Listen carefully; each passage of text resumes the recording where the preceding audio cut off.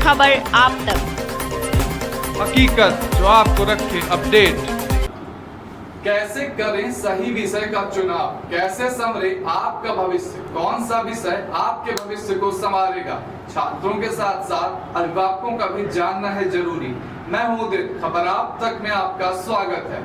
अक्सर छात्र छात्राएं इस बात का निर्णय नहीं कर पाते कि उन्हें किस विषय को लेकर आगे की पढ़ाई करनी चाहिए, किस विषय को लेकर वे अपना भविष्य तय कर सकते हैं। विशेष तौर पर इस तरह की दुविधा की स्थिति 10वीं या 12वीं के छात्रों में देखने को मिलती है।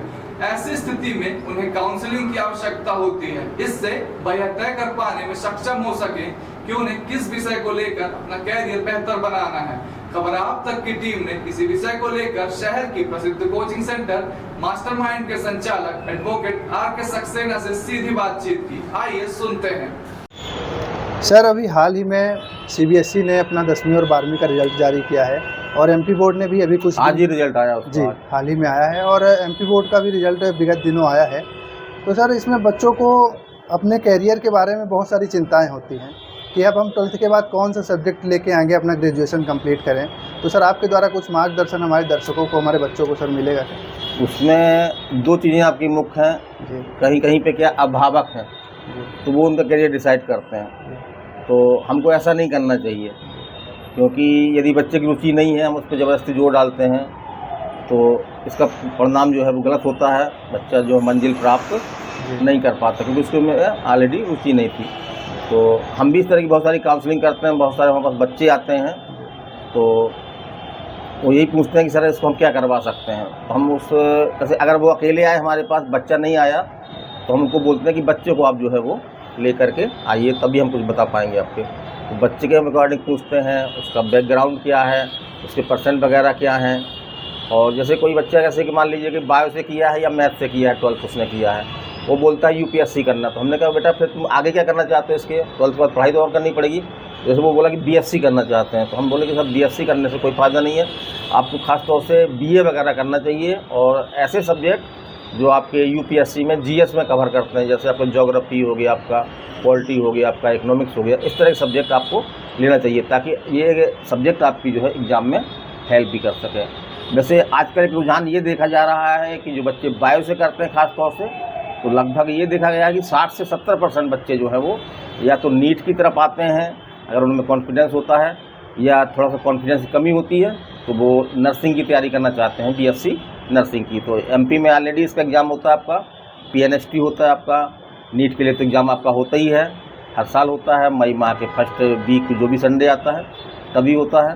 तो ये बच्चों के अकॉर्डिंग देख सकते हैं हम कि बच्चों को जो है वो क्या करना है, उसकी रुचि क्या है। और पूछिए सर जो पूछा। और सर, आईटी सेक्टर को भी देखा जा रहा है, एकदम से नया टेक्नोलॉजी का ज़माना आ रहा है, तो आईटी सेक्टर में भी बच्चे जाने की कोशिश कर रहे हैं। तो इसमें क्या कैरियर, कितना लोग अपने आप को सफल बना सकते हैं? तो जैसे ये आईटी कैरियर एक तो आपका 10th के बाद शुरू हो जाता है, आपका पॉलिटेक्निक है वो कर सकते हैं, या और छोटे टेक्निकल कोर्स हैं वो कर सकते हैं आप, वो 10th के बाद ही कर सकते हैं आप। या आपने 12th मैथ से किया है, आपके अच्छे नंबर आ रहे हैं, तो आप जो है वो इसकी तैयारी भी कर सकते हैं, IIT JEE की तैयारी कर सकते हैं आप। और इसमें ये देखने में आ रहा है कि काफ़ी संख्या में लोग अब बढ़ गए हैं इसमें। तो यदि आप नॉर्मल कॉलेज से करते हैं कहीं पे, उसका पर्याप्त बेनिफिट आपको नहीं मिल पाता है। 20-25 हज़ार की आपको नौकरी ज़रूर मिल जाती है, काफ़ी मेहनत करनी पड़ती है। तो जो भी करें आप अच्छे काम से करें, ताकि आपको IIT जैसे कॉलेज अगर मिल जाते हैं तो आपका भविष्य निसंदेह रूप से अच्छा होगा। और सर, इसमें बहुत सारी जो हमारी गर्ल्स छात्राएं हैं, उनमें एक बीएससी नर्सिंग का, एक नर्सेस में जाने का, उनको नर्सिंग फील्ड में जाने का बहुत ज़्यादा उत्सुकता देखी जा रही है। तो इसमें क्या परसेंटेज, या 12th में कुछ बेस है, कितने परसेंटेज होने कंपलसरी हैं बीएससी नर्सिंग के लिए, जीएनएम के लिए, इसके बारे में क्या सर? जैसे कि ये बात आप सही बोल रहे हैं कि काफ़ी हद तक जो आपकी जो बायो की बच्चियाँ हैं, खासतौर से ग्रामीण क्षेत्रों की हैं, तो वो बीएससी नर्सिंग करना चाहती हैं, खासतौर सरकारी कॉलेजों से। तो इसमें क्या होता है कि 100% जॉब की जो है वो सिक्योरिटी होती है।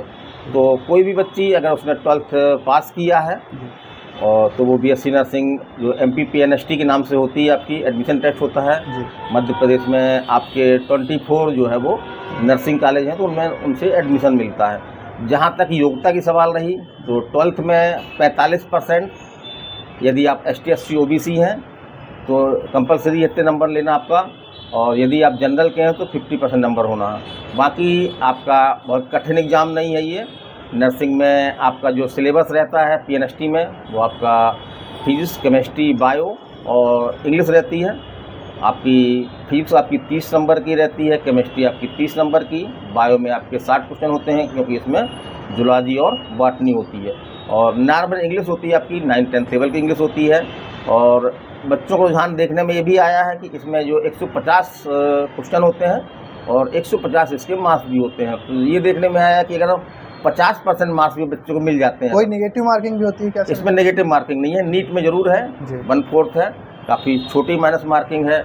तो हमारे पास हम यहाँ पे मास्टरमाइंड कोचिंग के नाम से रीवा। कहाँ पता कहाँ है सर आपके? ये हमारा सिरमौर चौराहे में है आपका, रमा गोविंद पैलेस है। तो अगर कोई छात्र छात्राएं आपसे कैरियर काउंसलिंग के बारे में कुछ जानकारी चाहिए तो कहाँ? हम देते हैं, निःशुल्क पूरी सहायता देते हैं, वहाँ पर आ सकते हैं जी। और ये भी देखने में आया कि बहुत सारी बच्चियाँ हिम्मत थोड़ा सा हार पाती है, कॉन्फिडेंस की कमी होती है, तो नर्सिंग बोलती हैं वो। लेकिन अगर हमको लगता है कि बच्ची नीट लायक है तो हम उसको जो है वो नीट की ओर प्रोत्साहित करते हैं। और ख़ास तौर से जैसा कि आप देख रहे हैं कि मेडिकल क्षेत्र में इंग्लिश का काफ़ी बोलबाला है, तो ग्रामीण क्षेत्र की जो बच्चियाँ आती हैं तो धीरे धीरे हमारा जोर उन पर ये भी रहता है कि उनकी इंग्लिश जो है वो ठीक हो जाए। जैसे हमारी फोटो लगी हुई है यहाँ पे, ये कोमल विश्वकर्मा होगी, ये कोमल विश्वकर्मा है, ये ऊपर दिख रहा होगा सीधे उंगली के सीधे हमारे।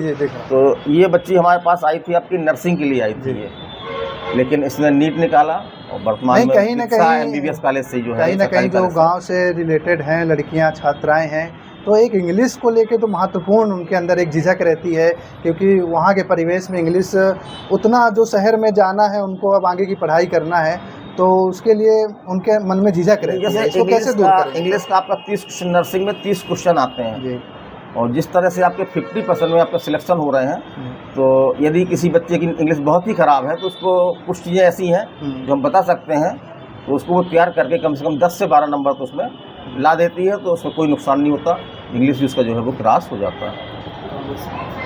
और सर कॉमर्स फील्ड भी है, कॉमर्स से अगर कोई बच्चा करना चाहता भी है आपका, तो बहुत सारे बच्चों की कॉमर्स में रुचि होती है, तो कॉमर्स में अगर उनका कोई पर्सनल बिजनेस है, अगर उनके कोई विरासत में बिजनेस चल रहा है तो उसमें वो हेल्प कर सकते हैं, या CA वगैरह का कोर्स करके और चार्टर्ड अकाउंटेंट बन सकते हैं। जैसे रीवा शहर में देखें तो मुझसे गिनती से 3-4 लोग ऐसे होंगे जो एक वर्क करते हैं, तो उनका वर्क काफ़ी होता है।